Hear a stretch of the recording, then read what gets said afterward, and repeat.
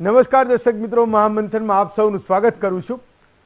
સરકારે 2 વર્ષમાં દવા ખાતરના 73 નમૂના લીધા, એમાંથી 30 નમૂના ફેલ ગયાની એક માહિતી છે। તો 2022માં લગભગ આવા સમયે ગુજરાતમાં એ વખતના કૃષિ મંત્રી રાઘવજી પટેલે એક નિર્ણય લીધો હતો। એ ધોમધખતો તાપ હતો અને ગુજરાતમાં નકલી બિયારણની ખૂબ પડેલી બૂમો પછી એ સરકારને એક્ટ કરવાની એક ફરજ પડી, એક દબાણ બન્યું હતું। કેટલાક સાંસદો અને ધારાસભ્યો પણ એ સરકારને ફરિયાદ કરી આવ્યા હતા, કૃષિ મંત્રીને ફરિયાદ કરી આવ્યા હતા કે નકલી બિયારણ ખેડૂતનો જીવ લઈ રહ્યા છે। જો આને નહીં રોકીએ તો ગુજરાતમાં ખેતી બરબાદ થઈ જશે। મોટા ભાગના લોકો જે મુખ્યમંત્રી, કૃષિ મંત્રી અને સરકારના એ ઉચ્ચ અધિકારીઓને જે ફરિયાદ કરવા ગયા હતા, એમનો મોટા ભાગના લોકોનો એ સૂર હતો। લગભગ એને 3 વર્ષ થયા છે, મને બરાબર યાદ છે। એ વખતે પણ એક મહામંથન એવું થયું હતું કે આખરે આ એક એવો છેલ્લો ઘા હોય કે જે લોકો ગુજરાતમાં નકલી બિયારણ પેદા કરે છે એની કમર તૂટી જાય, એની કંપનીઓ બંધ થઈ જાય, એની એક આખી ઇકોસિસ્ટમ તૂટી જાય।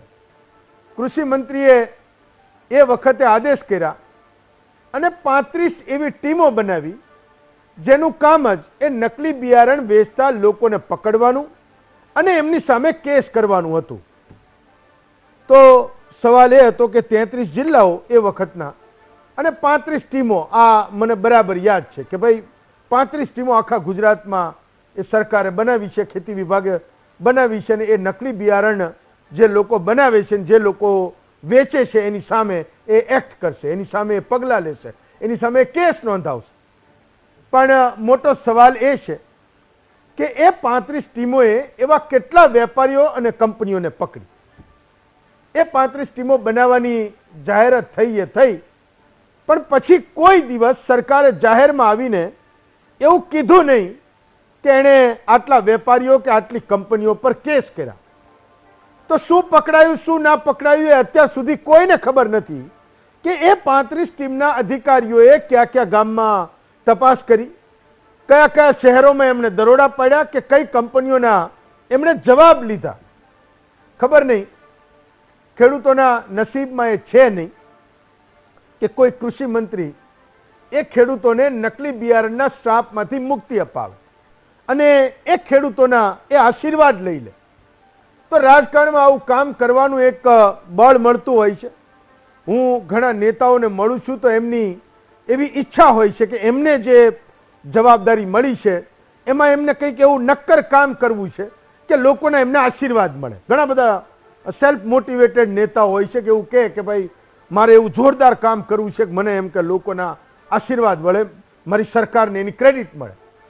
પણ ગુજરાતમાં ખાતર અને બિયારણના મામલે એવો ઉત્સાહ એ દેખાતો નથી। ખેતીના નિયામકો આવે ને જાય, ખેતીના મંત્રીઓ આવે ને જાય, પણ દરેક ઉનાળામાં એ નકલી બિયારણનું ભૂત એ ખેડૂતોને જબરજસ્ત ડરાવતું રહે છે। એવું કહે છે ને કે ખેડૂત કણમાંથી મણ ત્યારે બનાવી શકે, એ પકવી શકે જ્યારે બિયારણમાં બરકત હોય।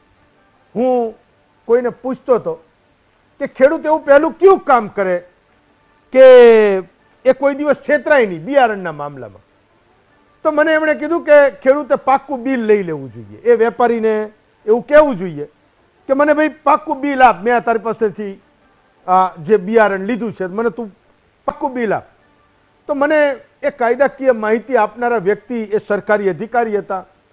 મેં કીધું કે સાહેબ, આ ઉનાળો આવે એટલે ખેડૂતને ઢેફા ભાંગવાના, વાડ કરવાની ને ચોમાસાની ખેતી માટે ક્યાંકથી પૈસા ગોતવાના, આ મોટે ભાગે એવા 3 મહત્વના કામ હોય છે। એ જ્યારે બિયારણ લેવા જાય ત્યારે એનું ખિસ્સું ખાલી હોય, તો બિયારણ જ બાકીમાં લેવાનું હોય, તો એમાં એનો અવાજ નીકળે ક્યાંથી કે ભાઈ તું મને પાક્કું બિલ આપ। તો ખેડૂતને એક મોટી મજબૂરી આ પણ છે કે મોટે ભાગે બાકી અને ઉધારમાં ખેંચાતો ખેડૂત એ બિયારણ ખરીદવાથી માંડીને એના ખેતરમાં પાકે અને જ્યારે વેચવાનો વારો આવે ત્યાં સુધી એ પોતે તો કશું એનું ધાર્યું કરી જ નથી શકતો। એ વેચતી વખતે એને તો એ સામેવાળો જે ભાવ કહે છે એ ભાવે જ વેચવું પડશે। એટલે મને એમણે કીધું કે બીજું કામ એ કરી શકે કે બિયારણની થેલી પાછળ એના ઉત્પાદકનું નામ, બીજ પ્રમાણન એજન્સીનું નામ અને કોલ સેન્ટરના નંબર લખા હોય છે. તો ખેડૂતે એ નંબર પર ફોન કરીને એને પૂછવું જોઈએ કે ભાઈ મેં તમારી કંપનીનું બિયારણ લીધું છે, એનો આ ફલાણો લાયસન્સ નંબર છે, તો એ તમારો જ છે ને એમ. તો મેં કીધું કે એવું તો સાહેબ બની જ શકે કે આવું 2 નંબરનું કરનારા લોકો એ પ્રમાણિત બિયારણની કંપનીના નામની થેલીઓ બનાવી નાખે. થેલી પર લખેલું બધું જ સાચું હોય પણ અંદર બિયારણ જ ખોટું હોય. તો જે લોકો 100 રૂપિયા અને 500 રૂપિયાની નોટો એ આબોહૂબ બનાવી શકે, આપણને ખબર ના પડે, તો એમના માટે થેલીઓ બનાવી ક્યાં મોટી વાત હતી. તો 4G અને 5G વાળા એ અત્ર તત્ર સર્વત્ર છે. એનું ઉત્પાદન જ બંધ કરાવવું પડે. સરકાર એવો દંડો ઉગામે કે આ બનાવનારા લોકોને એનો ડર લાગે, એમના વરઘોડા સરા જાહેર નીકળવા જોઈએ, તો ખબર પડે કે ખેડૂત સાથે જે લોકો છેતરપિંડી કરે છે એનો અંજામ એ આખરે આવે શું. તો ખેડૂતોના હિતની એવી કેટલીક ચર્ચાઓ જેના અંજામ સુધી પહોંચે એનો સૌથી વધારે મને આનંદ હોય છે. તો મને એ અપેક્ષા પણ હોય છે કે અહીંયા પૂછાયેલો દરેક સવાલ મારી આ ચર્ચા કરવાની તકને એ રોજે રોજ ધોઈ નાખે, ઓછી કરી નાખે. ભાઈ તક તમારે ચર્ચા જ નથી કરવાની, આ બધું ખતમ, વાત ખતમ. તમે જે 35 ટીમો બનાવી હતી ફરી પાછી 70 બને, 70 વાળા 7000 કેસ કરે ને આખું એમનું નેટવર્ક તોડી નાખે, આખું ષડયંત્ર એ ઉઘાડું પાડી દે કે આમાં કોણ કોણ લોકો હતા, કેવી રીતે બનાવતા હતા, ને હવે આખી જિંદગી એ બનાવી શકે એવી સ્થિતિમાં નથી. તો આજે ફરી એ તક છે. કેટલાક ખેડૂતોના તમારા પોતાના એ સવાલો હું મહામંથનમાં પૂછું.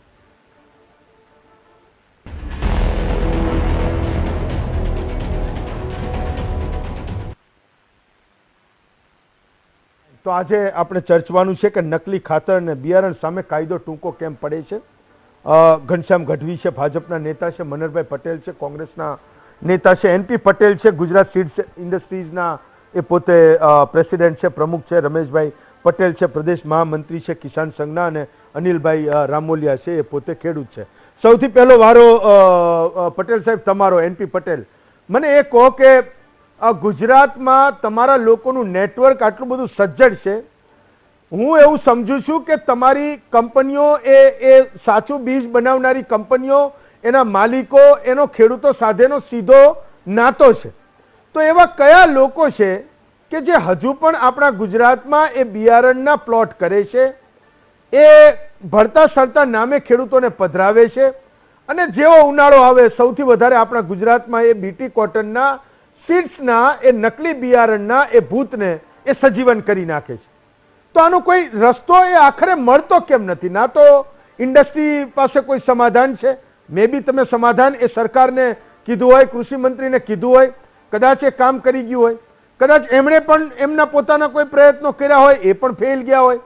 કદાચ એવું પણ બને કે કૃષિ અધિકારીઓ કે જેની મેં કીધું એમ કે કૃષિ મંત્રી વારંવાર ટીમો બનાવવાની વાત કરે છે, કદાચ એમના પણ પ્રયત્નો ટૂંકા પડ્યા હોય.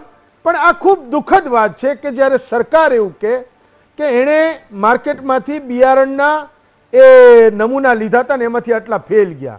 વિચાર કરો કે જે વ્યક્તિએ, જેને માત્ર એ ભગવાનનો ભરોસો હશે ને એને માત્ર સૂકી ખેતીના આધારે એને કપાસ વાવવાનો હશે, અને એ નકલી આવ્યા પછી જો એનો કપાસ બળી ગયો, ઘણા બધા કિસ્સાઓ હું જોઉં છું, તમે પણ જોતા હશો, તો એની હાલત થાય શું?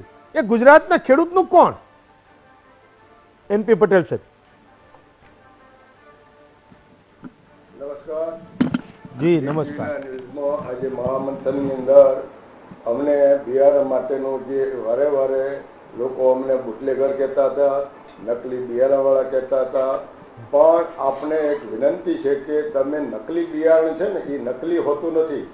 ગુમાસ્તા સરકારના નિયમો પ્રમાણે જે ઓથોરાઇઝ ન થયું હોય, ધારો કે જર્મિનેશનમાં ફેલ થયું તો સબ સ્ટાન્ડર્ડ કહેવાય, GOT-માં ફેલ થયું તો સબ સ્ટાન્ડર્ડ કહેવાય. નકલી તો બિયારણ હોતું જ નહીં, કારણ કે આપ જાણો છો, ખેડૂત પણ પોતે જાણે છે કે બિયારણ છે ને લાઈવ છે.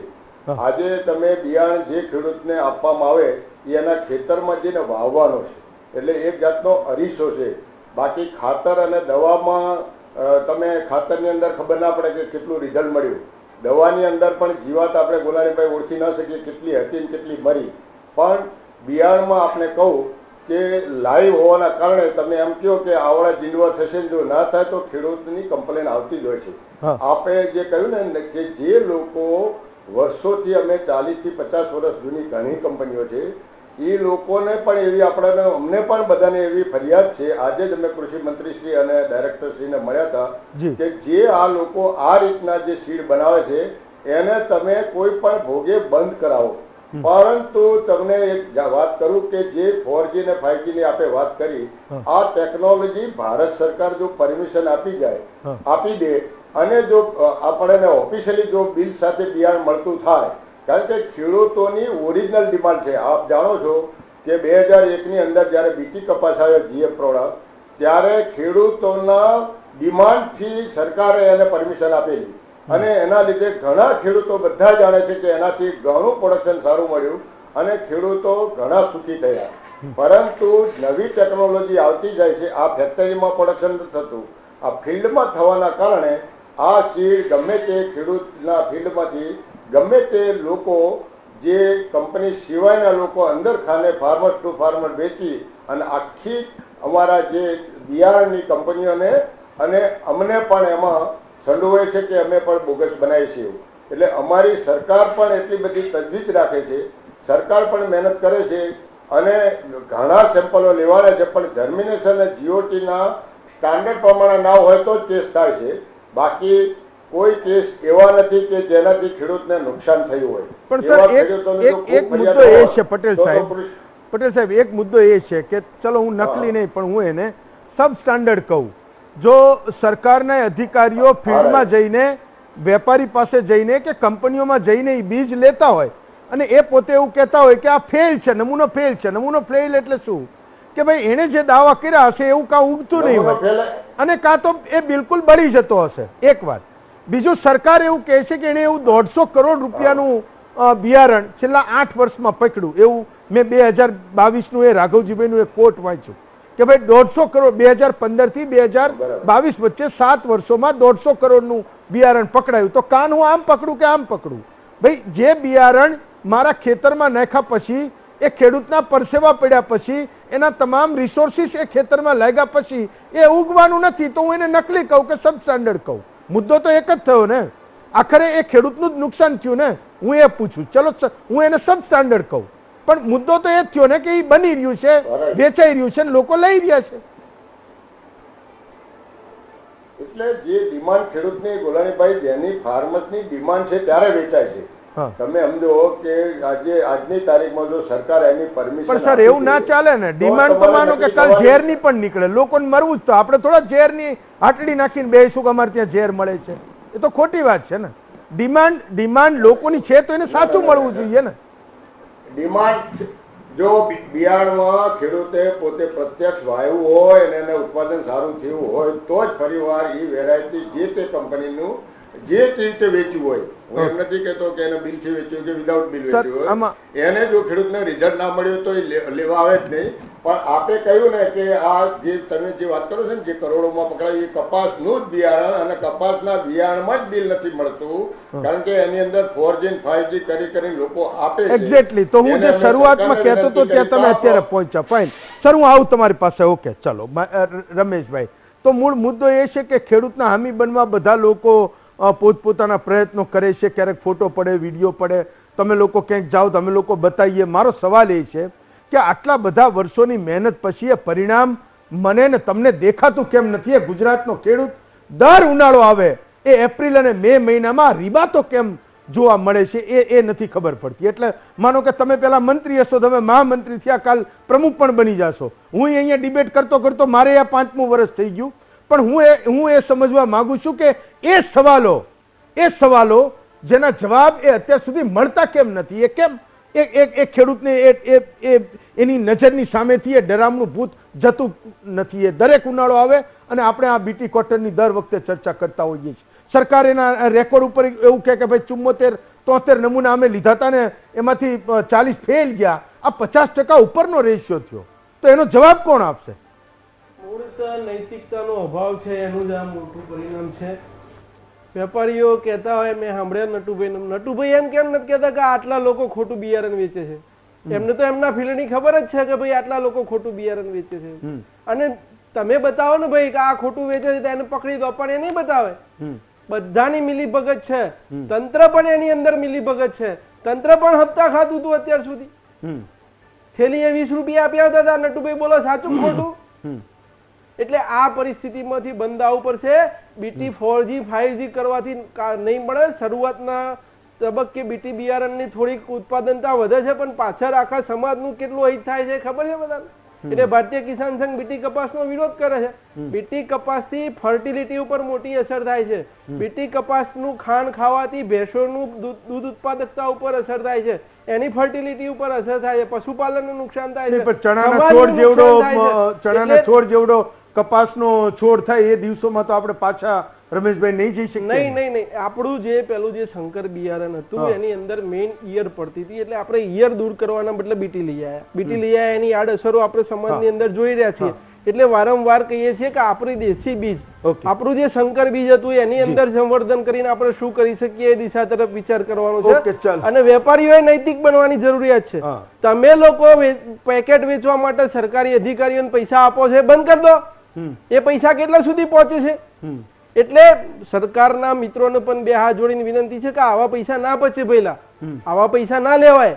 આ કાલે આપણી માનવ જાત ઉપર મોટી અસર છે. એટલે આવનાર દિવસની અંદર ગુજરાતની અંદર બીટી ના જ વેચાવું જોઈએ એવું ભારતીય કિસાન સંઘ પહેલા બી કહેતું હતું. વારંવાર મંત્રીશ્રીઓને પણ વિનંતી કરી છે કે આ ના હોવું જોઈએ.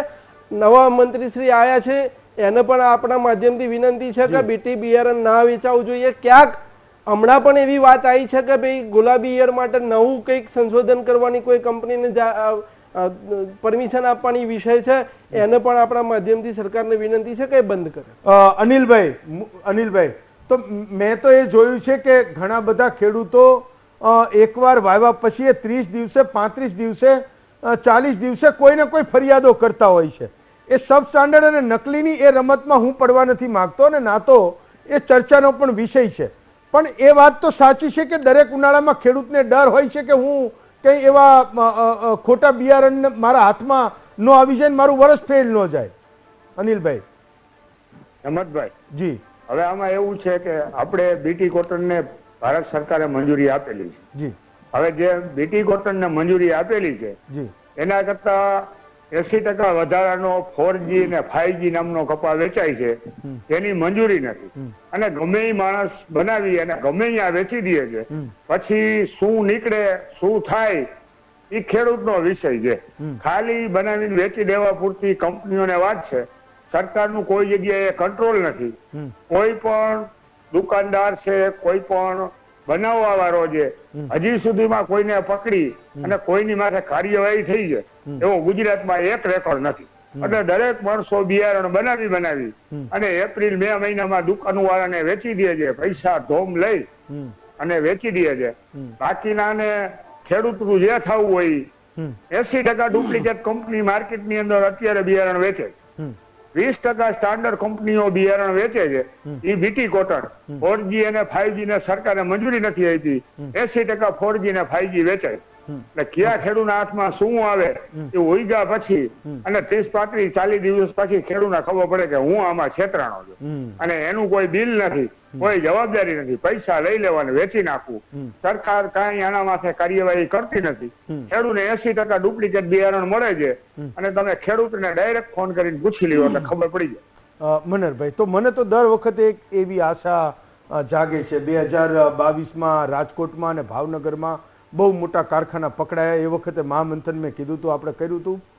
સત્તાવાર કૃષિ મંત્રી એવી જાહેરાત કરી કે ભાઈ અમે 33 જિલ્લામાં 35 ટીમો બનાવી હતી. મને બરાબર યાદ છે, અને એટલે હું પૂછી રહ્યો છું. તો મને એવું થાય કે ઉનાળો આવે ને મારે આ ચર્ચા નહીં કરવી પડે, કારણ કે પેલી 35 ટીમો રહી ને એ દંડો લઈને ક્યાંક ઊભી છે, કોકને પકડી આવશે.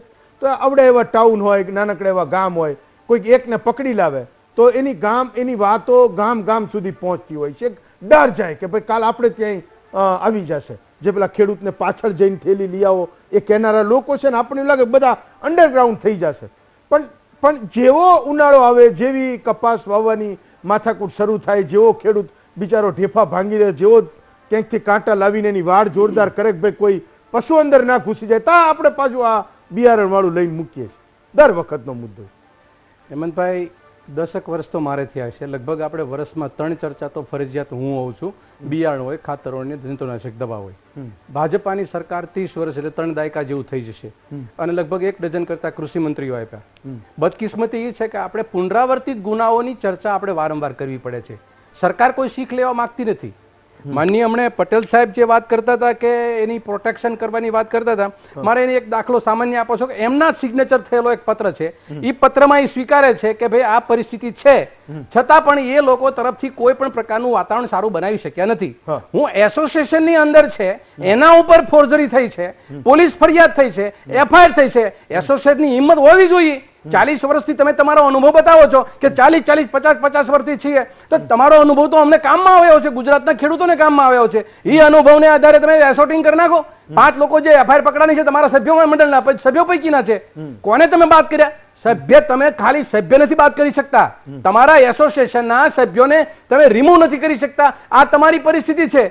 એટલે મારું કહેવાનું એમ છે હેમંતભાઈ, કૃષિ મંત્રી સતત ને સતત નિષ્ફળ જાય છે. હમણે કીધું ને અમે હમણાં જ કૃષિ મંત્રી મળીને આવ્યા. ચોખ્ખું કયો ને શું ચર્ચા કરી? કૃષિ મંત્રી તો અમને ભાવનગરના પ્રવેશ દ્વાર ઉપર કહેતા હતા જયારે પહેલી વખત એને પદ ગ્રહણ કર્યું ત્યારે આવીને તરત ઉભા થયા ભાવનગરની એન્ટ્રીમાં કૃષ્ણકુમારસિંહજીનું નામ લઈને બોલે છે કે એક પણ બિયારણ વાળો કે ખાતર વાળાને અમે છોડશું નહીં. 7 મહિના થયા, કોને પકડ્યો? હું તમને ગણાવું છું. 14મી ઓગસ્ટ 2023 કચ્છની અંદર 2334 બેગ પકડાણી.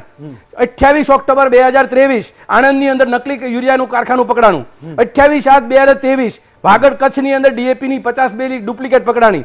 16 જુલાઈ 2024 છડીવાલ સાયલાની અંદર પકડાણું કારખાનું. 13 જુલાઈ 2024 ચુડાની અંદર 90 બેગ પકડાણી.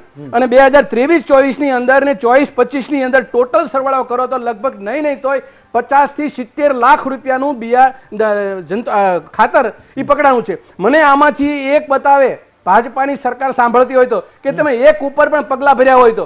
તમે પગલા નથી ભરતા એટલે પુનરાવર્તિત ગુનો થાય છે અને ગુનેગારો એટલો હોંસલો બુલંદ હોય છે કે અમારું આ સરકાર તો ભાઈબંધીમાં બેઠી છે, એસોસિએશન પડખમ બેસે છે, એસોસિએશન ધારે કાયદા બનાવે છે. બનાવો અમને 10 વર્ષની કેદ અને આજીવન કારાવાસની સજા. જો કોઈ બિયારણ વાળો કે ખાતર જંતુનાશક દવા કે ડુપ્લિકેટ કરવાનો તમે સામે આવે તો કહેજો. વાત એ છે તમારે કોઈ પણ પ્રશ્નો આ પૃથ્વી પર થાય છે, ખેતી પ્રધાન દેશની અંદર બધા પ્રશ્નો ખેડૂતને આપી દેવાના. તમારી પાસે રાખવો જ નથી કઈ. ખેતરના ખેડૂત ખેતરમાં મુઠ્ઠીઓ વાળી ભાગી જાય તોય છતાં તમારા પ્રોટેક્શન કરો તમે. એસોસિએશનને શરમ આવી જોઈએ. અમે બીજ બુટલેગર એટલા માટે તમને કહીએ છીએ કે તમારા પૈકીના લોકોને બીજ બુટલેગર તમે બહાર કાઢી અને રિમૂવ કરીને તમારી જે 40, 50 વર્ષની તમારી શાખ છે ને એને અકબંધ રાખો. આ અકબંધ રાખો તમે. એ ભાઈ તમે સાંભળો, બોલો ભાઈ તમે પેલા સાંભળો. જ્યાં સુધી અમારા એસોસિએશનમાં ભાઈ જ્યાં સુધી એ લોકો ગુનેગાર ન સાબિત થયા ત્યાં સુધી ન કાઢી શકાય. અરે તમારા સેમ્પલ પકડાના છે, સેમ્પલમાં પોઝિટિવ આવ્યું છે, એફઆઈઆર ફાડી તમારા ઉપર. અરે પકડાયો હોય ને તમે તમે મનોહરભાઈ કાયદેસર ગુનેગાર થયા હોય તો મને મોકલો. એને કાલે જ અમે એને અમારા અરે પણ તમે એનું લિસ્ટ બનાવી શકો ને, તમે ન કાઢી શકો. એમ નહીં તમે એનું લિસ્ટ બનાવી શકો ને.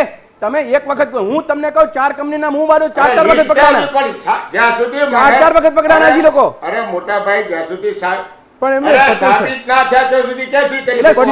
એક મિનિટ તમે સાબિત કરીને અમને આપો. હાલો પટેલ સાહેબ એક વાત સમજો.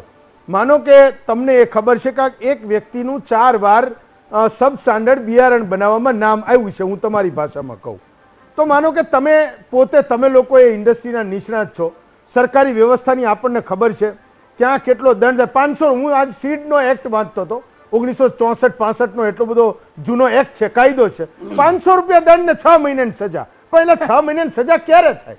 જ્યારે તમે એ પ્રોપર ઇન્વેસ્ટિગેશન કરો. ચલો સરકારી એ વ્યવસ્થાઓની કેટલીક મજબૂરીઓ હશે, મારે નહીં કહેવું જોઈએ છતાં હું કહું છું કે એ વ્યવસ્થાઓની મજબૂરીઓ હશે. પટેલ સાહેબ સાંભળજો, પણ તમે લોકો તો 4 દાયકાઓથી એ ઇન્ડસ્ટ્રીમાં પડેલા છો. તમે લોકો એ બિયારણ હાથમાં લો ને કહી દો કે સબ સ્ટાન્ડર્ડ છે, તો એવા લોકો ના નીકળી શકે તમારી વ્યવસ્થાની બહાર, તમારા કુંડાળાની બહાર. તમે આપો કૃષિ મંત્રીને કે વાત સાચી કે 4 લોકોના સબ સ્ટાન્ડર્ડમાં તમારું નામ આવ્યું હતું, તમે એફઆઈઆર લખાવી હતી, સરકારે એફઆઈઆર કરી, એની સામે કેસ કર્યો. પણ અમે તમારી એ જજમેન્ટ આવે પહેલા હું તમને કહું છું કે આ સબ સ્ટાન્ડર્ડ વેચતો હતો. તમે ના કરી શકો કારણ કે ભાઈ મને તો એ થાય છે કે તમારા લોકોની કંપનીઓના એ મોટા એ કાચના અરીસાની એ કોર્પોરેટ હાઉસીસ એ આખરે તો ખેડૂત ઉપર તો બન્યા જ છે ને.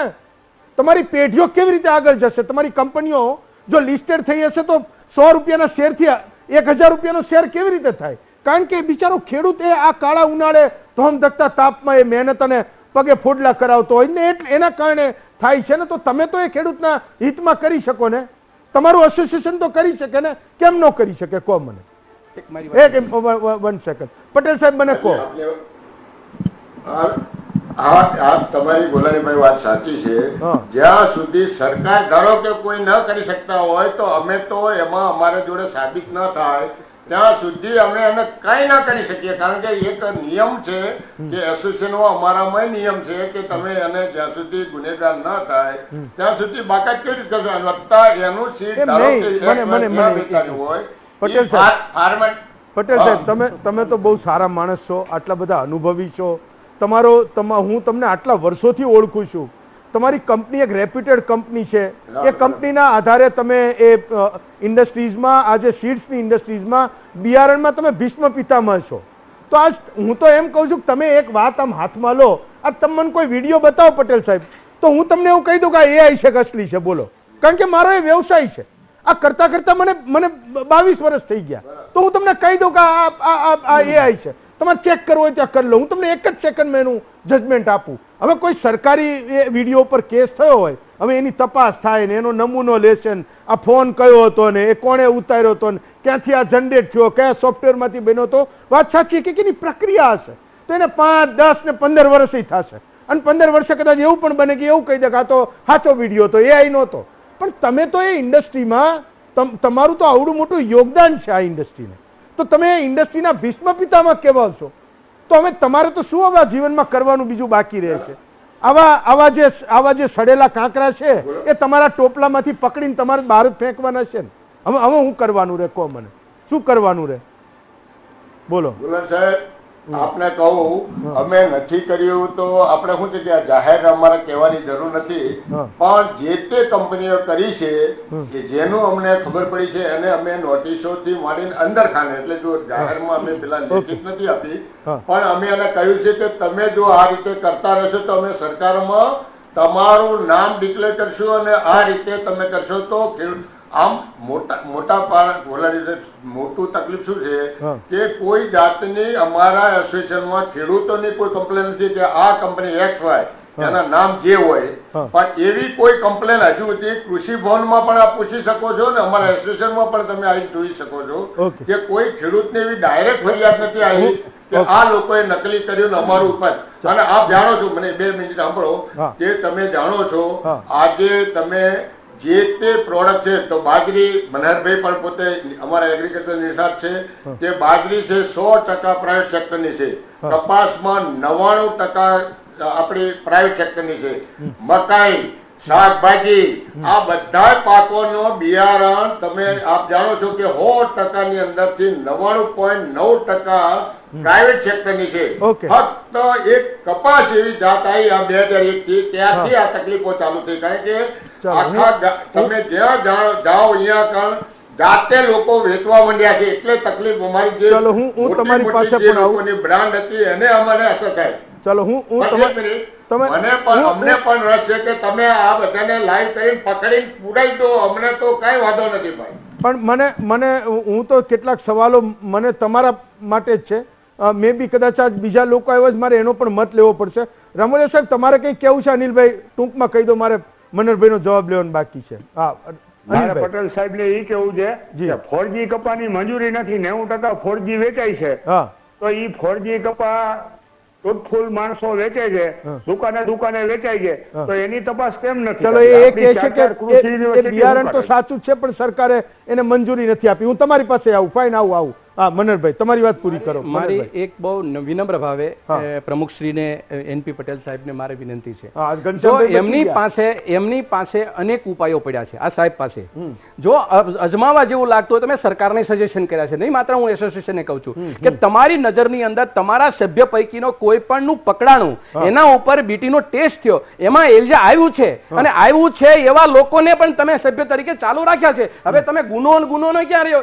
અલીગલી અનધિકૃત રીતે એક પકડાણું, જથ્થો પકડાણો, એ કંપનીનું નામ ડિક્લેર થયું, છતાંય પણ આજની તારીખે તમારા સભ્યો છે. બીજી વાત કે તમારી પાસે 500 સભ્યો છે, 500 માંથી કેટલા લોકો બીટી કપાસનો ઇલીગલ ને લીગલ ધંધો કરે છે એ સાહેબ એનપી પટેલ સાહેબ સારી રીતે જાણે છે. અમારે કોઈને નામ આપવાની જરૂર નથી, પણ વાત એ છે કે એસોસિએશને એક પ્રકારનો સકંજો કસવો પડશે અને કૃષિ મંત્રી સાથે બેસી અને ગુજરાતના આ 53 લાખ ખેડૂતોના ભવિષ્ય માટે તમારે ચિંતા કરવી પડે. આજે હું તમને કહું, તમે 50 વર્ષનો તમે તજુર્બો મૂકો છો તો 50 વર્ષના તજુર્બા માટે બધા લોકો નફો શોધે છે, તો ખેડૂત નફો નહીં શોધે? માત્ર એસોસિએશનના સભ્યો નફો શોધશે? આ કઈ ટાઈપની વાત? એટલે કહેવાનો મતલબ એમ છે કે આ જે બીટી કપાસનું છે એનું ગુજરાત નહીં આખા ભારતમાં સંશોધન નથી. આ તો અમેરિકાનું આવેલું બાળક છે, એનું ઉજેરીને આપણે બધાએ પેદા કરી અને આપણે ખેડૂતના ખેતર સુધી પહોંચાડ્યું, અને આ બદકિસ્મતી આપણી ગુજરાતની ને દેશની છે કે એનું કોઈ સંશોધન વગર ખેડૂતના ખેતર સુધી પહોંચાડ્યું. એનપી પટેલ સાહેબ, મારી વાત કે ખોટી છે કે સાચી છે? સંશોધન કોઈ પ્રકારનું નથી આનું, અને સંશોધન વગરની વસ્તુ તમે ખેડૂતના ખેતર સુધી પહોંચાડો છો તો તમારી પાસે તમે એક નાનું ફાર્મ ધરાવો છો અને સરકાર પાસે ફાર્મ છે. મને બતાવો બીટી કપાસની કઈ સંશોધન સરકારે બહાર પાડ્યું? એટલે કહેવાનો મતલબ એ છે ઓથેન્ટિસિટી અને વિશ્વાસ ખેડૂતોને ઠસોઠસ આપવો પડશે સરકારે અને એસોસિએશને અને કંપનીઓએ. આજની તારીખે ગુરાબીની મરણ પથારી હાલત કરી છે અને એના બદલામાં તમે લોકો ઉભા થયા છો, તો કમસે કમ તમારી નૈતિક જવાબદારી બને છે કે ખેડૂતોના ખેતરના આપણે દેખાઈએ છીએ, બોલીએ છીએ અને કહેવડાવીએ છીએ ખેડૂતના દીકરા. અન્નદાતાઓ સાથે આપણે કૃપા વસાવી છે. અનેક લોકો તમારી જાહેરાતો કરો છો, તમારું વેચવા માટે તમે બધા પ્રકારના છોગા કરી નાખો અને ખેડૂતના ખેતર ઉપર બરબાદી આવે ત્યારે બહુ આ કઈ ટાઈપની નીતિ? એટલે મારું કહેવાનું એમ છે, આજે એક મુદ્દો મૂકું. દીપાંકર ત્રિવેદીએ 2018 ની અંદર મગફળી હળગી, ઢેફા નીકળ્યા, કોથળા હળગ્યા. મને બતાવે ભાજપની સરકાર કે રિપોર્ટ શું આવ્યો એનો એસઆઈટી નો? બતાવે. તમે 4 વખત ઢેફા નીકળ્યા, 4 વખત મગફળી હળગે અને અનેક વખત આ ખરીદીને કૌભાંડ થાય અને એસઆઈટી ની માય. એસઆઈટી ના બદલામાં મળ્યું શું ખેડૂતોને? સરકારનો પૈસો વેફડાણો. અને જયારે મંત્રીના પગ પાસે રેલો પહોંચે એટલે એસઆઈટી બંધ. 50 થી વધુ એસઆઈટી ગુજરાતમાં નહીં છે. એટલે એનપી પટેલ સાહેબ ખાલી એટલી કૃષિની વાત નથી, આ તો તમામની વાત છે. આ પરિસ્થિતિથી અમારી પીડાઈ છે કે અન્નદાતાઓને પરેશાન થતો, અન્નદાતા આંખમાંથી આંસુ કાઢે અને ખેડૂત ખેતરમાંથી મુઠ્ઠીઓ વળીને બહાર ભાગે ત્યાં સુધી પણ આપણે સંવેદના પ્રગટ કરીએ એની હારે. આ વાત છે. ઘનશ્યામભાઈ, તો મૂળ મુદ્દો એ છે કે આજે સરકારનો અધિકારી માર્કેટમાંથી નમૂના લઈ આવ્યો એવું કહી શકે કે 74 માંથી 40 ફેલ છે. હું કહું છું 50% ઉપર ફેલ છે. તો એ ખાલી રિપોર્ટો, એ રિપોર્ટના કાગળમાં રહેશે, એ માત્ર અક્ષરો રહેશે. જો એક્ટ નહીં થાય તો દર વખતે એ નામોશી એ ભોગવતી રહેવી પડશે અને એ તમામ અધિકારીઓ, એ નેતાઓ, એ મંત્રીઓ એને ક્યારેય એ જનતાના આશીર્વાદ મેળવવાનો એ મોકો નહીં મળે, તક નહીં મળે કે ગુજરાતમાં 2 નંબરનું કરનારા આટલા લોકોને અમે પકડીને પૂરી દીધા, હવે નવો કોઈ પેદા થવો એ મુશ્કેલ છે. એ ગેરંટી પણ કોઈ આપી શકે એમ નથી. ઘનશ્યામભાઈ. હેમંતભાઈ, તમે જે આજે આ નકલી બિયારણ ને ખાતર ને દવાઓ વાળી વાત લાયા છો એ ખૂબ જ હું એક ખેડૂત તરીકે સરાહું છું અને આ બહુ ગંભીર પ્રશ્ન છે. તમારી અને મનહરભાઈ પણ અભ્યાસુ માણસ છે. મનહરભાઈની ઘણી વાતો સાથે પણ હું સહમત છું કે આ જે રીતે નકલી બિયારણો આવી રહ્યા છે એ જગતના તાતને તો એને નુકસાન જ છે, પણ સાથે સાથે રાજ્યને અને દેશને પણ નુકસાન છે. એટલે કોઈ પણ સંજોગોમાં આને કોઈ પણ સંજોગોમાં ના ચલાવી લેવાય. હું મારાથી જે પણ થશે હું સરકારમાં આ તમારા બધાની વાત પૂરેપૂરી પહોંચાડવાની કોશિશ કરીશ અને આ બાબતમાં ગંભીરતાથી પગલાં લેવામાં આવે. કારણ કે બિયારણ નકલી આવે એટલે ખાલી એને બિયારણના પૈસા નથી જતા, એ ખેડૂતની આખી સિઝન બગડે છે અને એના કારણે ખેડૂતને અને રાજ્યને અને દેશને નુકસાન થાય છે. પણ એક વાત આપણે એ પણ થોડી સ્વીકારી લઈએ કે એક જમાનો એવો હતો કે ઉનાળામાં પાણી જ નહોતું મળતું. હવે એ પુષ્કળ પાણીની જે સગવડ આ સરકારે કરી એના કારણે ખેતીનો વ્યાપ વધ્યો. ખાતર અને બિયારણ જે ખૂબ જ માત્રામાં અનેક ગણું આજે એની ડિમાન્ડ વધી, કારણ કે ખેતી વધી. તમે આમાં લખ્યું છે, મેં પેપરમાં છાપામાં જોયું કે મોટા પ્રમાણમાં વાવેતર થયું, વાવેતરનો વ્યાપ વધ્યો. વ્યાપ એટલે વધ્યો કે સરકારે જ્યાં સગવડ આપી. કૃષિ મંત્રીઓ આપણા મોટા બધા જ ખેડૂતો છે અને એ પણ ખેડૂતના દીકરાઓ છે એ ચિંતા કરે છે ને કરવી જોઈએ, સરકારે પણ કરવી જોઈએ.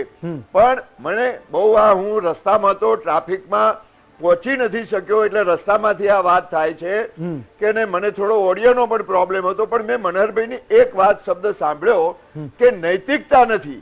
એટલે એસોસિએશનો આ દેશમાં જે એસોસિએશનો બનતા હોય છે, જે સંઘો બનતા હોય છે, એમને પણ નૈતિકતા રાખવી જોઈએ.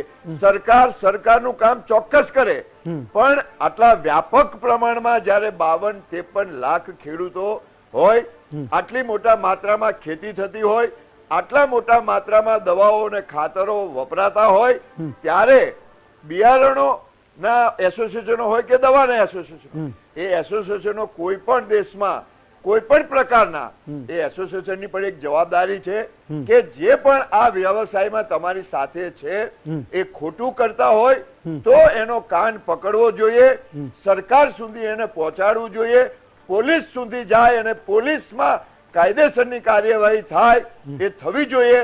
જો ક્યાંક સરકારમાં પણ આ કાર્યવાહી ઓછી થતી હશે, ઢીલી થતી હશે, તો હું આપના માધ્યમથી હું સરકાર અને પ્રજાને પણ કહું છું કે આ ચોક્કસ પ્રમાણે આ ગંભીર બાબત છે, આ કોઈ પણ સંજોગોમાં નહીં ચલાવાય અને એની ઉપર કડકમાં કડક પગલા લેવા પડશે. કારણ કે ખેડૂત છે એ હંમેશા બચારો કહેવાય છે. ખેડૂત એક તો ઉપર ઘણી વખત કમોસમી વરસાદો આવે, દુષ્કાળો આવે, અને એમાં જો આવા માનવ સર્જિત આફતો જો આવતી હોય તો એને કોઈ પણ સંજોગોમાં ચલાવવામાં આવે. હું આજના વિષયને બહુ ગંભીરતાથી લઉં છું. એસોસિએશનના પ્રમુખને હું અહીંથી પણ વિનંતી કરું છું અને એમને ચેતવણી પણ આપું છું કે તમારા એસોસિએશન દ્વારા કોઈ પણ તમારા ધ્યાનમાં આવે તો ચોક્કસ એને એસોસિએશનમાં એની સામે FIR કરાવો અને સરકારને જાણ કરો. પણ ગઢવી સાહેબ, આપણે ચંદ્ર અને મંગળ ઉપર જયારે રહેવા જતા રહીશું ને ત્યારે આપણે નૈતિકતાની વાત કરીએ બરાબર છે, અહીંયા આપણે સરકારોમાં રહીએ છીએ. હું એવું કહું કે એ નકલી કોથળી બનાવનારા લોકો, એનું લાયસન્સ નંબર લખનારા લોકો, એ ઉત્પાદકનું નામ લખનારા લોકો અને એના ખોટા નંબર લખનારા લોકો, જ્યાં સુધી આપણે નૈતિકતાની વાત કરતા રહીશું તો એને તો મજા પડશે ને, એને કોણ રોકનારું છે? તો એને એવું લાગશે કે મહામંથનમાં આવીને બધા નૈતિકતાની વાતો કરીને છૂટા પડી ગયા. કોંગ્રેસ નૈતિકતાની વાત કરે, ભાજપ નૈતિકતાની વાત કરે, એન્કરે નૈતિકતાની વાત કરે, કિસાન સંઘ નૈતિકતાની વાત કરે, તો આપણે બધા નૈતિકતાની વાત કરીને છૂટા પડી જઈશું. પણ અહીંયા તો કાયદાનું શાસન છે ને, એ કાયદાનો ડર તો એને લાગવો જોઈએ ને, જે લોકો આ ખોટું કામ કરે છે. હું તમારી સાથે 100% સહમત છું. કાયદાનો પહેલો ડર હોવો જોઈએ. નૈતિકતા તો હોય ને કદાચ કોઈ ના પણ કરે, પણ કાયદા એટલા માટે બનાવવામાં આવે છે કે કોઈ પણ જાતની ગુનાખોરી એ કાયદા દ્વારા ડામવી જોઈએ અને કાયદાઓ હવે કડક રીતે કામ કરશે. આ સરકાર ખેડૂતોની છે, ખેડૂતો માટે કામ કરે છે, ખેડૂતોને ધિરાણ આપ્યા છે, ખેડૂતોને વીજળી આપી છે, સરકારે સબસિડીઓ આપી છે, પટેલ સાહેબ ખાતર ઉપર હજારો હું સમજો. ચલો હું આવું ગઢવી સાહેબ, આવું એ વિષય ઉપર પણ આવું. પટેલ સાહેબ, NP પટેલ સાહેબ, મારે એક વાત ખાલી તમારી પાસેથી જાણવી છે કે એ રસ્તે જઈ શકાય કે ન જઈ શકાય. મેં એવું સમજ્યું છે કે સરકારમાં જે કાયદાઓ બને એ ઇન્ડસ્ટ્રીઝ પોતાની સહુલિયત પ્રમાણે, ક્યાંક એની સગવડતા પ્રમાણે, ક્યાંક એના ઇમ્પોર્ટ એક્સપોર્ટના કોમ્પ્લાયન્સીસને ધ્યાનમાં રાખીને ઇન્ડસ્ટ્રી જે કે એ સરકાર ક્યારેક કાયદાઓને મોડિફાઈડ કરતી હોય છે. ગુજરાત અને મૂળ તો અહીંની આપણી ગુજરાતની કંપનીઓ આવડી મોટા એમ્પાયર ધરાવતી કંપનીઓ છે. હવે તો બિયારણની કંપનીઓ પણ કેટલીક લિસ્ટેડ થવા માંડી. શું એવું થઈ શકે કે તમે લોકો, એસોસિએશનના લોકો, સરકારને એવું કહો કે જે લોકો સબસ્ટાન્ડર્ડ બનાવે, તમે, હું નકલી નહીં કહું, તમારી ભાષામાં કહું તો જે લોકો સબસ્ટાન્ડર્ડ બિયારણ વેચતા પકડાય, બનાવતા પકડાય, જે લોકો પકડાય એની સામે આજીવન કેદનો કાયદો લાવો. થઈ શકે આ તમારી ઇન્ડસ્ટ્રી. તમે ધારાસભ્યોને રીચ કરો, ફરીવાર જ્યારે વિધાનસભા મળે તો તમે કહેજો કે ભાઈ સરકારની સામે તમે એ વાતને મૂકજો કે આપણા ગુજરાતમાં સીડ્સ એક્ટ જે આટલો જૂનો છે, 2025માં જે એક કાયદો આવવાનો હતો એ બદલાયો નહીં, એ કાયદો આવ્યો નહીં, આ 2026 છે. તમે લોકો ઇન્ડસ્ટ્રી એક પ્રેશર ગ્રુપનું કામ કરો, સરકારને કોક આજીવન કેદનો કાયદો બનાવો. બોલો, થઈ શકે કે ના થઈ શકે? પટેલ સાહેબ. આજીવન કેદનો ગુલાણીભાઈ થઈ શકે, પણ સીડ ઇન્ડસ્ટ્રીઝમાં તમે આ કોઈ ફેક્ટરીનું પ્રોડક્શન નથી, આ ફિલ્ડમાં થાય છે. એટલે એના ક્રાઇટેરિયામાં જે થતું હોય એ પ્રમાણે સરકારે એની અંદર સરકારનો અને અમારો પણ, એટલે અમે સીડવાળા બચવા નથી માંગતા, પણ જે સ્ટાન્ડર્ડ કંપનીઓ સ્ટાન્ડર્ડ પ્રોડક્ટ વેચી અને ખેડૂતમાં આજે મેં જે મનહરભાઈ કહેતા હતા ને કે આટલા વર્ષોથી જો ઉત્પાદન ન વધ્યું હોય તો આજે તમારે શિવરાજસિંહ આપણા કૃષિ મંત્રીશ્રીએ પણ બોલ્યા હતા કે આટલા ઘણું ઉત્પાદન થયું.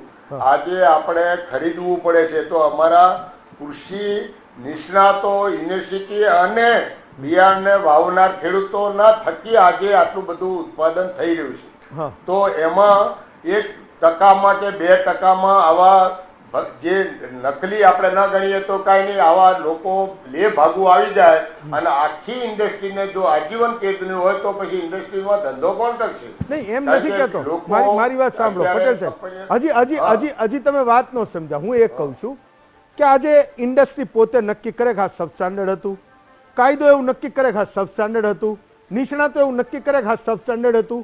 એ યુનિવર્સિટી 4 મોટી યુનિવર્સિટી એમાંથી કોઈ નક્કી કરે કે એનો કોઈ નિષ્ણાત નક્કી કરે કે હા સબસ્ટાન્ડર્ડ હતું તો જ દંડ કરવાની વાત છે. હું એવું નથી કહેતો કે કોઈ કાયદાના ડરે આખી ઇન્ડસ્ટ્રી ખતમ થઈ જાય. નહીં થાય ને, નહીં થાય. કોઈ ઇન્ડસ્ટ્રી ખતમ નહીં થાય. ગોલાણી સાહેબ, હું તમને એક દાખલો આપું. ધારો કે કોઈ પણ સીડ થાય ત્યારે 1000 કિલો કે 10,000 કિલો તૈયાર થતું હોય, ધારો એમાં 10 ખેડૂતોનું જર્મિનેશનનું ધારો કે કારણ આવ્યું. આ પ્રેક્ટિકલ વાત કરું છું કે જયારે એ ખેડૂતને ધારો કે કુદરતી પાણીનો અભાવ હોય, ઊંડું લખાઈ ગયું હોય, પણ 1000 કિલોમાં ફરિયાદ આવે, ટોટલ લોટની અંદર જો ફરિયાદ આવે તો 100% કંપની ગુનેગાર છે અને એને દંડ જ થવો જોઈએ. તમે કીધું ને આજીવન કેદ થવી જોઈએ, પણ 1000 કિલોની સીડની અંદર 10 ફાર્મર્સને ક્યાં કમ્પ્લેન આવી હોય એનો મતલબ એવો નથી કે એમાં ફાર્મર્સનો પણ પોતે ખેડૂતને પણ ખબર હોય છે. અને ધારો કે પાણીનો અભાવ હોય કે કોઈ પણ વાતાવરણના કારણે, કે આ તો જીવિત છે એટલે પ્લસમાં ઊંડું નખાઈ ગયું તોય ના ઉગે. એટલે આપણે એવું ના કહી શકીએ બધા ગુનેગારો છે, કારણ કે એમાં લોટ વાઇઝના સીડની અંદર 10% ક્યાંક પ્લસ માઇનસ થયું હોય તો કંપની કે આ તો પ્રોડક્શન તો ખેડૂત થકી જ આવવાનું છે. અમે કોઈ ફેક્ટરીમાં બનાવતા નથી, અમે પ્રોડક્શન પણ ખેડૂત જોડે જ લઈએ છીએ. એટલે મારી વિનંતી ખેડૂતોને પણ છે, જો ઈ સ્ટાન્ડર્ડ જેટલું ડેવલપ કરશે, જે આ 4G થી માંડીને જે પ્રોગ્રામ લે છે એ આપણા ભાઈઓ જ છે, અને એમાંથી લગભગ કેટલા ટકા લોકો ડાયરેક્ટ ખેડૂતો વેચે છે, પણ બધું નામ કંપનીઓ ઉપર આવી રહ્યું છે. Okay, fine. હા, ચલો હું રામોલિયા સાહેબ ક્યારના આંગળી ઊંચી કરી એકવાર એમને. હા, અનિલભાઈ બોલો. હવે આમાં સબસ્ટાન્ડર્ડ કોણ અને સબસ્ટાન્ડર્ડ કોણ નહીં, એસોસિએશન વાળાની બધાની એસોસિએટ વાળાની કંપનીઓ આમાં વેચે છે. એટલે એસોસિએશન તો કોઈ કંપનીની ભલામણ કરવાનું નથી. બાકી તો 50 થી 80% ડુપ્લિકેટ બિયારણ બજારની અંદર વેચાય છે, બધાને ખબર છે. અને કોઈ એની વાહે કાર્યવાહી થતી નથી. ખેડૂતો વેચી દે છે, ખેડૂતોને વેચી દે છે, ખેડૂતો વાવી દે છે. બાકી કોઈ એસોસિએટ વાળા જેટલા બેઠા એની બધાની કંપનીઓમાંથી 80% કંપનીઓ અંદર છે. એટલે એસોસિએટ વાળા તો કોઈની ભલામણ કરવાના નથી. અને ગુજરાતની 4 કૃષિ યુનિવર્સિટી છે, યુનિવર્સિટીએ અત્યાર લગીમાં એક પણ ડુપ્લિકેટ પકડી અને એની માથે કાર્યવાહી કરી નથી. બાકી તો બધું રામ ભરોસે હાલે છે ગુજરાતની અંદર. અનિલભાઈ જેવા એ ખેડૂતો છે એનો ભરોસો ફરી પાછો જીતવો પડે. હું માનું છું કે આ એકડે એકથી ક્યાંય. મનહરભાઈ, તો એક મુદ્દો એવો હતો કે લોકો એવું કહી રહ્યા છે, ઘણા બધા સજેશન છે, પણ તમે એવા લોકોના વરઘોડા કાઢો, સરઘસ કાઢો જે લોકો સબસ્ટાન્ડર્ડ વેચે છે, નકલી વેચે છે, જે ખેડૂતોને પાયમાલ કરે છે, આ બરબાદીના ષડયંત્રમાં જે લોકો સામેલ છે. હેમંતભાઈ, વી ટીવીના સુપ્રસિદ્ધ માધ્યમથી એક વાત મૂકવા માંગુ છું કે આ અનઅધિકૃત બિયારણ તરીકે આનો શબ્દ પ્રયોગ છે રેકર્ડ ઉપર. જે લોકો અનઅધિકૃત એટલે હવે પટેલ સાહેબની પાસે મારી એક અપેક્ષા છે, એઝ એક એગ્રીકલ્ચરિસ્ટ તરીકે અને ગુજરાતના એક અન્નદાતાઓના અને વિપક્ષના એક આગેવાન તરીકે, કે 2002 થી માંડી અને 2025 સુધી, એટલે આપણે મિનિમમ સમજીએ પટેલ સાહેબ કે 20 વર્ષ થયા. 20 વર્ષમાં આ સરકારે લગભગ વર્ષે ઓછામાં ઓછા 5 લોકોને પકડ્યા છે, એટલે 100 લોકો થયા. આ 100 લોકો આગેવાન જે એના માલિકો હતા એ 100, એની કંપની હતી એ 100, અને કઈ જાતનું નામ હતું એ 100, એ પ્રસિદ્ધ થઈ શકે ખરું તમારે એસોસિએશન માંથી? અને સરકારે પકડ્યા છે તો એની પાસે સરકાર પાસે યાદી છે. આટલું યાદી જાહેર કરી અને તમે તમારા એસોસિએશન ઉપર ચોંટાડે રાખો સાહેબ. બધા શરમના મારા બીજી વખતે એ તો માલિકનું નામ બદલી નાખે, કંપનીનું નામ બદલી નાખે. કંપની માલિક અને દર વખતે પકડાય છે ને, રિપીટ થાય. માલિક તો દાખલા તરીકે હેમંતભાઈ ગોલાણી, મનહર પટેલે આ પકડા ને એની કંપની, તો પછી એના ઉપર એફઆઈઆર થશે. એનું નામ જ ડિક્લેર કરો, એનું નામ ડિક્લેર કરો, એની કંપનીનું નામ ડિક્લેર કરો. એસોસિએશનના સભ્યો છે અને બાકીના લેભાગુ માણસો જે સાહેબ કહે છે એમ કે લોકો એસોસિએશનના સભ્યો જ નથી, એવાય તત્વો છે ઘણા બધા. અમે તો એવા લોકોને પકડે, ન્યાય પણ એસોસિએશન સજાગ બને. સરકારને તમારા એસોસિએશન વતી સરકારે જે પકડ્યા છે એ લોકોને, સરકારે જેની અંદર ફલિત થયું છે કે આ ખરેખર બીટી છે, આ બીટી છે, એ તમે 3 પ્રકારની કલમો લગાડી છે, પૂરી જૂની કલમો કે ચીજવસ્તુ વપરાશ હોય કે પર્યાવરણ હોય કે એક્સર્જળ, પણ 3 ની અંદર પકડાણું છે એમાં પર્યાવરણ હતી. તો એ વ્યક્તિની નામ યાદી તૈયાર કરો અને આવનારા સમયમાં જૂન મહિના પહેલા, અત્યારે તો સાહેબ બાકી પેકેટ થઈ જ રહ્યા તૈયાર, અને આપણે વીવીટીના માધ્યમમાંથી પાછી જેમ હેમંતભાઈ કીધું એમ કે આ ચર્ચા કરી રાખવાની, નીતિમત્તાની વાતો જ કરી રાખવાની. આ નીતિમત્તાની વાતો થશે સાહેબ. તમે તમારા જીવનના ઉત્તરાર્ધની અંદર છો સાહેબ, બહુ તમે મોટી ઉમદા કામગીરી કરી રહ્યા છો. તમારી સામે 50 વર્ષનો તજુર્બા જેવો અનુભવ છે. ગુજરાતના અન્નદાતાઓને સેવા કરવાનો તમારી પાસે સૌથી મોટો મોકો છે. તો આ મોકાનો લાભ લઈ ગુજરાત સરકારને તમે આ વાત મૂકો કે 20 વર્ષની અંદર જે લોકોએ અનીતિનું કામ કર્યું છે એ ગદ્દારોને પેલા લિસ્ટ જાહેર કરો. ચલો પટેલ સાહેબ, આવું થઈ શકે? કારણ કે મનહરભાઈ મોટા ભાગે અહીંયા આવેલા કોઈ કોઈના વખાણ કરે નહીં. આ રમેશભાઈ બિચારા તરસે છે કે 2 વાત એવી કહી દે મનહરભાઈ કે જોરદાર, એમ કે તમે ખેડૂતો માટે લડી રહ્યા છો. આજ તો તમારા બહુ વખાણ કરી રહ્યા છે, એને તમારા પાસેથી અપેક્ષા છે. મેં તો એ સવાલોને પૂછ્યા કે તમે શું કરી શકો પર્સનલ કેપેસિટીમાં. એનપી પટેલ અને એનું એસોસિએશન શું કરી શકે એ હું પહેલા કહી ચૂકો. એણે જે કીધું એ થઈ શકે કે કેમ? પટેલ સાહેબ, મે બી કદાચ ભાઈ છે લાઈન પર કે ઓડિયો કટ થઈ ગયું? ઓકે, હા રમેશભાઈ, તો મૂળ મુદ્દો એક જ છે કે ભાઈ ખેડૂતો પોતે આ 3 વસ્તુનું ધ્યાન રાખે, છતાંય એ સમય જે એની પાસે ફરીને પાછો જ આવે છે. બીટી વેચવું નહીં વેચવું એક આખો અલગ મુદ્દો છે, પણ ખેડૂતની પોતાની જરૂરિયાત પ્રમાણે આ ડિમાન્ડ બેઝ માર્કેટ છે. ખેડૂતની પોતાની જરૂરિયાત મુજબ એક સારા પ્રકારનું બિયારણ એને મળવું જોઈએ કે નહીં મળવું જોઈએ. ખેડૂતને તો બચારાને ખબર જ નહીં. આ બધી વાત કહીએ તો બી ખોટું નહીં. 4G અને 5G ખેડૂતને ખબર જ નહીં કે આ અનધિકૃત છે. ખેડૂતને તો એટલી જ ખબર કપાસનું બિયારણ લઈ આવ્યો. ત્રીજી વાત, જે આ લોકો અનઓથોરાઇઝ બિયારણ વેચે છે એ બંધારણનું ભંગ કરે છે, છતાં ટીવી ઉપર આવીને એમ કે છે કે 4G અને 5G અમે વેચીએ છીએ. શેના માટે ભાઈ? એના માટે તો દંડ થવો જોઈએ. 4G 5G વેચ્યા પહેલા ખેડૂતને તો શું કે આ વીઘે 50 મણ થશે. બતાવો ગુજરાતનો આંકડો, વીઘે 50 મણ થયેલું હોય તમારું 4G અને 5G. શેના માટે આવી ઉઘાડી લૂંટ? ખેડૂતને એક તો કપાસનો ભાવ મળે નહીં, મોંઘું બિયારણ લે. શેના માટે આ ધંધો? એકવાર ખબર તો પડે કે ભાઈ મારે આ બિયારણ નથી તો કપાસ નહીં વાવે, ચાલશે, પણ ખોટો ફસાય નહીં. પહેલા કઉ છું કે 20% ખેડૂતનો નફો હોય અને જયારે સીઝન પાછી જાય ને એટલે ખેડૂત 5-10 વર્ષ પાછો જતો રહે. તમારા થોડાક રૂપિયા કમાવા માટે ખેડૂતને 5-10 વર્ષ પાછો ના મોકલાય આપણા લોકોએ. આપણે ખેડૂતની ચિંતા કરવી જોઈએ, ખેડૂતનું હૃદય હોવું જોઈએ. આ ખોટું છે, મારે નહીં કરવું, કરી દે એસોસિએશન જાહેરાત. 4G 5G નો પરમિશન નહીં તો અમે નહીં વેચીએ. જે ભારત સરકારે બંધારણમાં આપણને પરમિશન નથી આપી એવું કામ શું કામ કરવાનું ભાઈ આપણે? એટલે આપણા માધ્યમથી એસોસિએશનને પણ વિનંતી છે કે સાચું કરો, નહીતર ખેડૂતની હાય લાગશે. ગઢવી સાહેબ, તો તમે એવું કહો કે આ ઉનાળે બધા લોકોને ખેડૂતના આશીર્વાદ લેવાનો મોકો, તક છે કે નહીં? બોલો. હજી તો આ માર્ચ પૂરો થઈ રહ્યો છે, એપ્રિલમાં આપણે જઈ રહ્યા છીએ, પ્રવેશ કરી રહ્યા છીએ. આખો એપ્રિલ અને મે મહિનો, જૂનમાં તો બધું લોક થઈ જશે. તમને લાગે છે કે 60 દિવસમાં ગુજરાતના ખેડૂતનો આશીર્વાદ લેવાનો એ સમય છે, આપણને તક છે, મોકો છે? ગઢવી સાહેબ. હેમંતભાઈ, આશીર્વાદ તો લેવાનો હક છે જ, પણ સાથે સાથે ફરજ પણ છે આપણી અને સરકારની. સરકારની ફરજ છે. હું સરકારના પ્રવક્તા તરીકે કહું છું કે ખોટા લોકો ક્યાંય ના આવે અને સરકાર એના સામે કડક કાર્યવાહી કરશે. એસોસિએશનના પ્રમુખની જેમ તમે વાત કરી કે ખાનદાન માણસ છે, એમાં કોઈ શંકા નથી, પણ ઘણી વખત આવા લોકો આવી જાય છે જે લે ભાગુઓ, જેમને બહુ જલ્દી પૈસાદાર થઈ જવું છે, જેને સમાજની લોકોની સમાજની ચિંતા નથી.